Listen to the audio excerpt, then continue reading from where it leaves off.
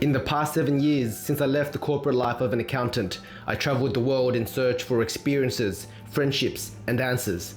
I started off as an English teacher and shared some special memories with good friends and happy children.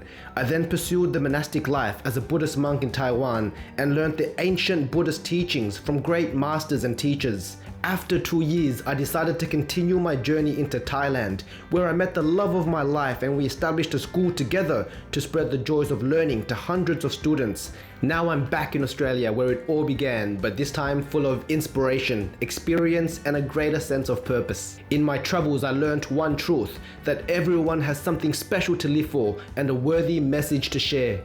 My purpose is to reveal the treasure within us all and to show how precious life truly is.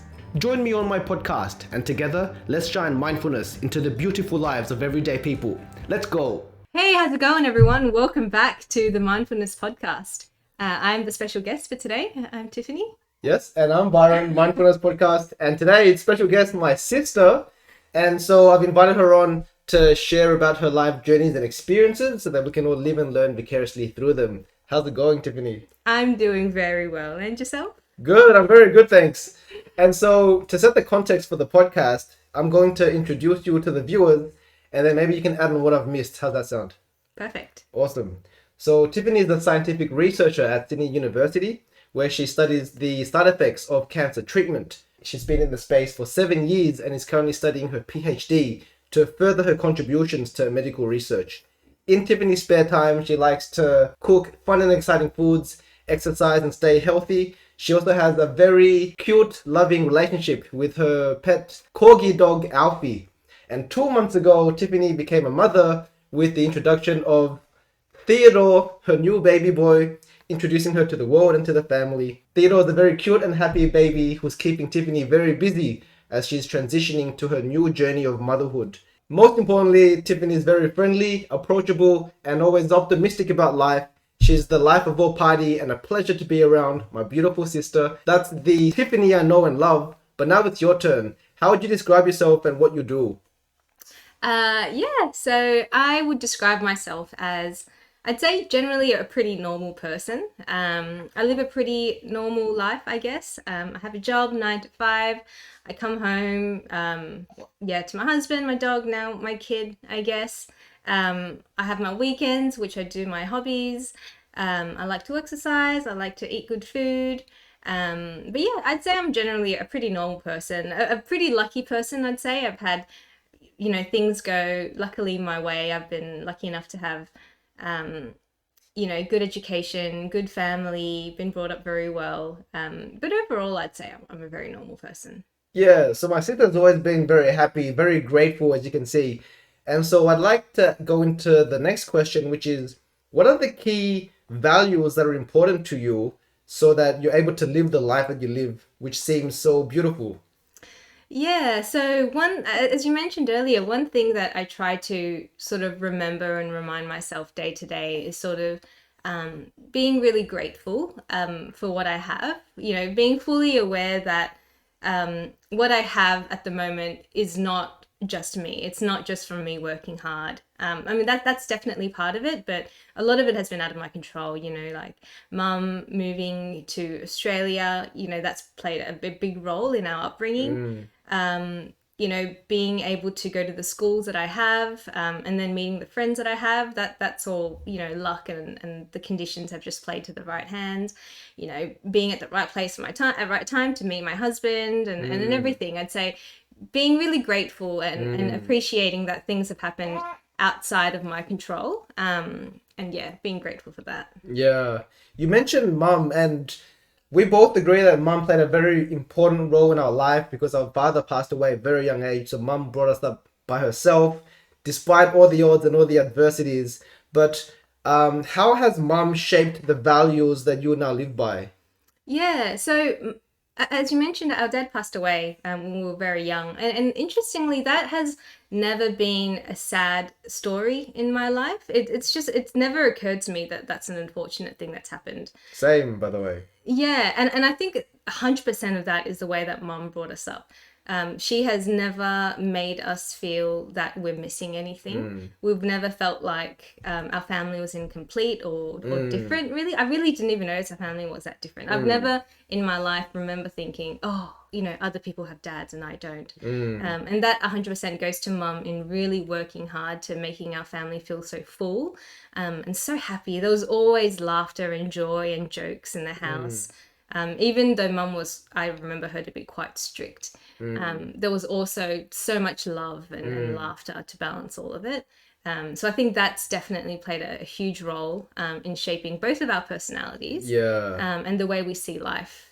Just to add to that, we used to live in France, and the family in France is so big. And then mum made the decision to come to Australia after dad passed away. And in Australia, we have another family of cousins, but they live pretty far away. So in Hurstville, where we live, it's only just me, my sister, and my mum in the house. So that's just the family that we grew up with. But as you said, it never felt like anything was inadequate. It never felt like it wasn't anything but a perfect full family. So yeah, I completely agree that mum did instill these values that we had. So then the next question is, now that you're a mother with a baby, with Teddy, the cute baby, what are the intentions that you like to bring to day, and how is it different to how things were even just a year ago? Yeah, I think with the baby now, I'm very conscious of how I want to present the world to him and how I want to present myself to him. There's a lot more intention in sort of the way we talk. We want to be soft and gentle even around the house. Obviously swearing, not that we do that much before, but he obviously can't hear anything now, but being really conscious of the language that we use.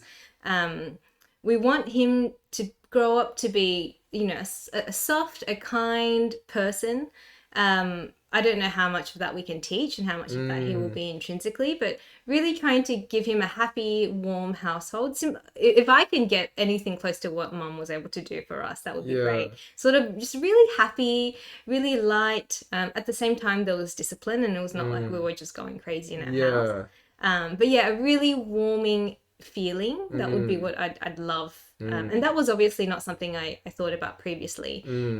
Like a year ago, my life was all about just having fun and having my spare time, but it was so much more selfish. I could go to work, spend late there if I wanted. I could go to the gym really late or really early, and it didn't matter to anyone. But now, we've got to think about. I'm still on mat leave, so I haven't gone back to work yet, but really thinking about how we use our time and everything. It's going to shift, but yeah, I think it's every different place has its own challenges. Yeah, and so if we go to the next question, which is more orientated around your feelings and emotions that you experience day to day, how's that changed since becoming a mother and having a baby next to you or with you 24/7? Yeah, it stacks. I think prior to having a baby, interestingly, I was never the most maternal person in the world. It was never my life goal to be a mum. And I know a lot of people have that, and I really respect that, and I'm envious of that feeling. But my life goal has always been to do good at work, be successful, it was more the ambitious side of the career rather than a family. So I was really worried actually entering into motherhood about how I would be as a mum. We have a cousin, Selena, who's a mum as well. And she's such a good mum. Her maternal instincts are so high. And she just melded into that maternal role. And I was always like, oh man, I wish I can do that. Like as I was pregnant, I was like, oh, I hope it kicks in. I hope it kicks in. Like any time now, but it never did. And then I think the moment I had Teddy, it kicked in, and it was amazing, because then this love that I never knew that was possible, it just came almost like with the baby. And now I love him so much. I can't, everything I do, the late nights, the not getting much sleep, the frustrations, it doesn't bother me much at all. And it's interesting because that was not something that I thought was me. But it's just come, and I've really enjoyed it so far. He's 10 weeks old.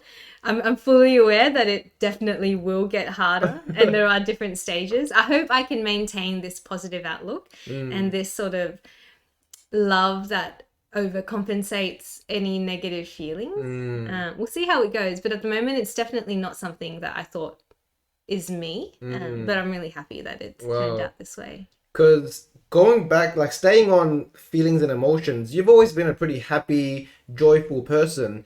But has that feeling of happiness and joy changed since being a mother?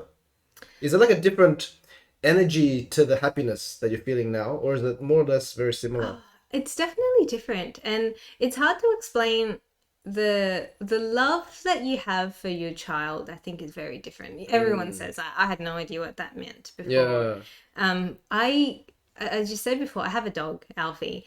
I love Alfie. Like, oh my goodness, he is like, before I had Teddy, I honestly thought I don't know how I can love anything as much as I have love my dog. Like, I felt bad for my unborn baby because I love my dog so much. Yeah. And I thought, oh, when you have a kid, do you have to share that? Like, he gets 25% and he gets 25% rather than getting 50%. But it's not like that at all. It's almost like your heart grows and your capacity grows. Wow. And I still love my dog. My dog is the cutest thing. He's the best. He's such a good big brother as well. He's so adorable. But I have like an extra 50% capacity that I never thought I had. Wow. And yeah, it's a very different feeling. But yeah, it's very hard to explain. explain. Sounds amazing. It is. And so if we go into the next segment, which is more talking about challenges and adversities, what are the key challenges that you've had to overcome to get to where you are today, where everything seems so amazing? And how did you overcome those challenges at the time? Yeah. I mean, before I start, I should caveat that I am a happy person most of the time. I obviously have challenges, and everyone does. I'd be first to say sometimes I'm an anxious person. That sometimes gets to me. But I guess growing up, thinking about, my young adulthood and childhood, one of the things that was always the main issue I had was definitely around body image. Yeah, growing up, I think I was never a skinny kid. And it was always made quite apparent that I wasn't the skinny kid. Kids used to be mean. I was a pretty mean big brother. But yeah, I mean, it was one of those things where it was a joke most of the time. So I sort of, had fun with the joke. But then I think growing up into like a teenager, you start to be more self-conscious. And then I think from teenager on to, I'd say like mid-20s, only recently I think I've started to really learn a good balance with that. It was such a struggle to really find out what it would take for me to be comfortable in my own skin. Sort of whether it was to be thin, in high school being thin was a thing. So trying to get as thin as I can, and then but I was always sort of an active kid as well. I always did sports. So then I thought, oh, maybe then I can be the fit kid. So then trying to be as fit as I can and really trying to control my diet and being very strict on that. It's something that I've always had to battle. And I'm sure as I go on through different phases of life, there will be similar, it might come back as another sort of thing. But that was always one big thing that I've always had to try and reconcile between myself, sort of what it would take for me to be happy in terms of, appearance or physical health. By the way, I really appreciate you being so transparent and honest about this, because I feel like many people suffer to some extent image issues, your body image issues. I did as well. And I want to ask, like, because growing up I had a lot of eczema, acne. I was also fat. People teased me as well. And were you fat? People called me Homer because I had a belly, and apparently I was balding when I was in high school. In high school, you weren't fat. Yeah. Well, kids can be cruel, I guess. If 10 people say nice things, if one says something bad, I'll probably stick to that bad thing, and then that would affect me a lot. And so I understood like insecurity issues. Did you blame the people? Like resentment towards the people that made you feel like the insecurity issues? No. See, you always, like, now Byron tells me how he feels bad for being mean to me. But I don't even remember him being like I don't think I remember the people with the voices. I think it was more how it made me feel. So I guess like I felt like I was fat or I was unattractive or I had whatever. It was never about the people that said it. Unless I don't think anyone was, except maybe Byron, was like overtly very mean. Yeah. But I think it was always made known to me that I was not the skinniest, prettiest person. But yeah, no, it was never the specific person. It was just how it made me feel. And how were you able to overcome that? Because it's only taken me like until recently to overcome those insecurity issues, and even then I'm still like fighting it sometimes. I started seeing a counselor because it still creates that anxiety for me. Like, what if, oh man, this person's not looking at me, I must be ugly, or that person's not giving me the attention, it must be because of how I look. And I'm still working through that. But how did you manage to overcome that, I guess, way before I did? Yeah, I think initially it probably wasn't in the most healthy ways. I think as I went into uni, and I started to become more older, and I started dating, um, it was more told to me like, oh, you are pretty, or people made me feel like I wasn't ugly and I wasn't fat, especially when you start dating and then someone, actually likes you. You feel, oh, then maybe I'm not the ugly fat kid anymore. So a lot of it was external validation. And I think I'm still definitely the type that, relies a little bit on external validation. And then, when you start going clubbing and whatever, like you get hit on, and that's definitely not the best place to make you feel good about yourself. But then you do get, a little bit like, oh, I must be somewhat pretty if random guys are hitting on me. Yeah. So that was definitely not the best way, but I think that started to give me confidence. And then I think now, obviously I don't live for greasy people hitting on me at the club anymore. But it sort of led me to know that for me to be happy in myself, it's not just about how I look. In fact, how I look now is really not my concern anymore. And I think other things have given me confidence in myself, that make me feel like that's more important in being happy with myself. So being good at work, for example, when people tell external validation as well, but then being recognized for my good work. I can step into a space and not care about what I wear, but because people respect me for my work, or all these other things, I think have given me confidence and sort of told me it doesn't matter sort of how you look anymore. Obviously I still try to stay healthy, keep fit and all that stuff. But really trying to shift from just physical appearance to more other things.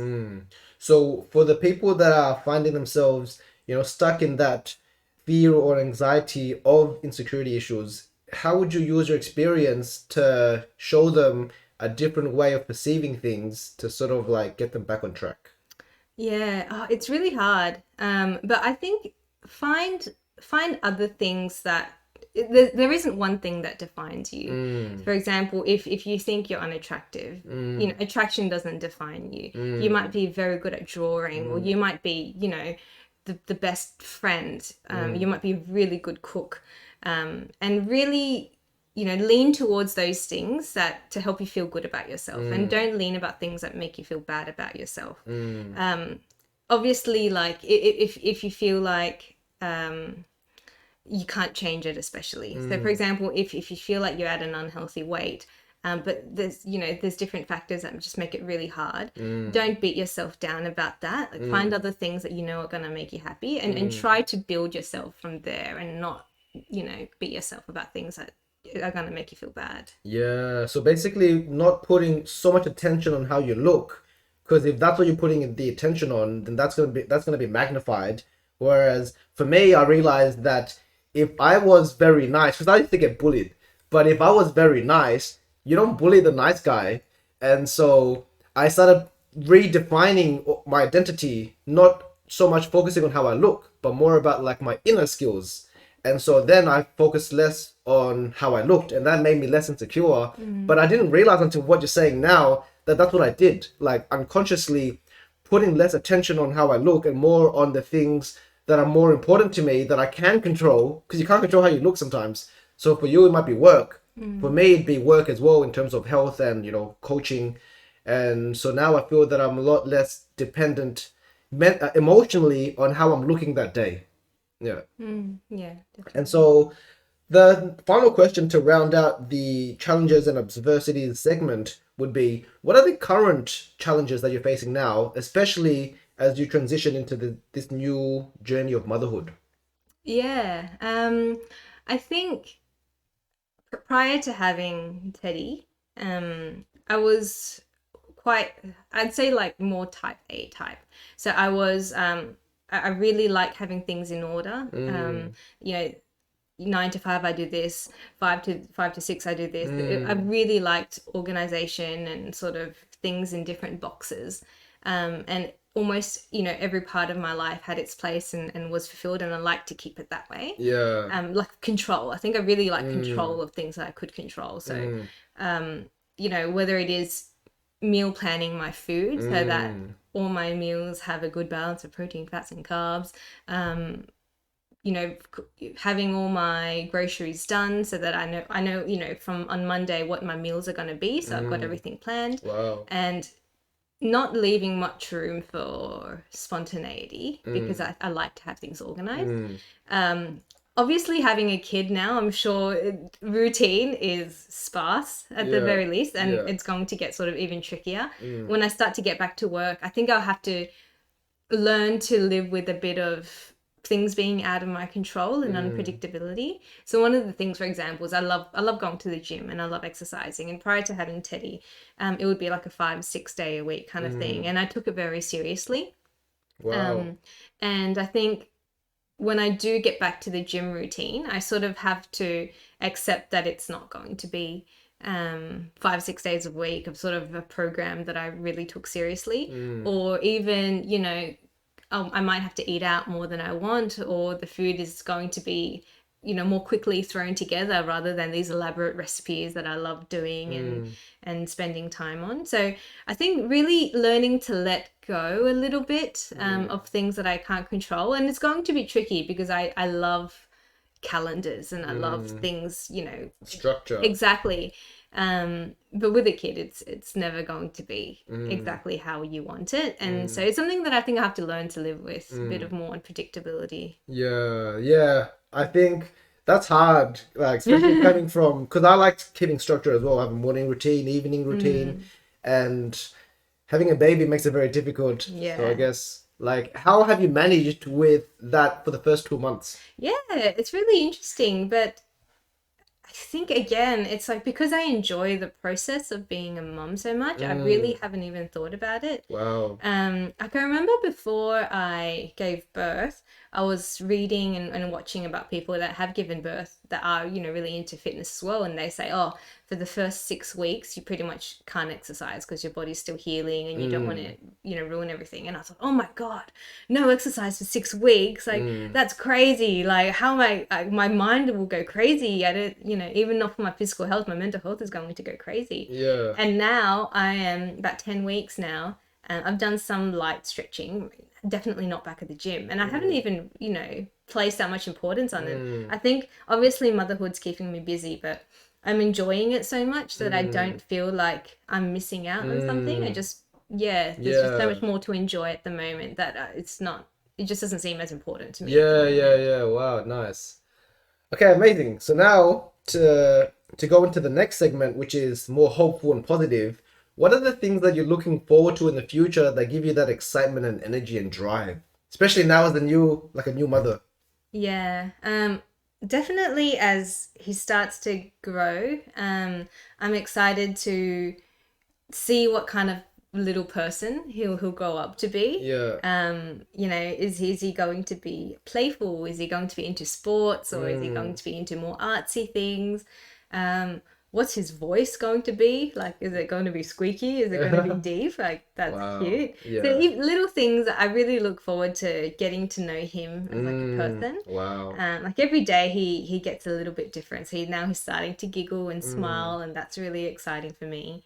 But yeah, being a mother has definitely taken over a big part of my life that I mm, think I never thought it would, but mm. yeah, it's exciting. Wow. And so, I guess, how would you have to develop yourself to manifest the future that you want for Teddy and your family? Um, Because it seems like a lot of the things right now is not so much goal oriented, but it's more process driven, which is great. Like wanting to enjoy Teddy growing up and being there for him and just seeing how he is. But is there anything that you have to develop within yourself to manifest like the best possible environment for everyone?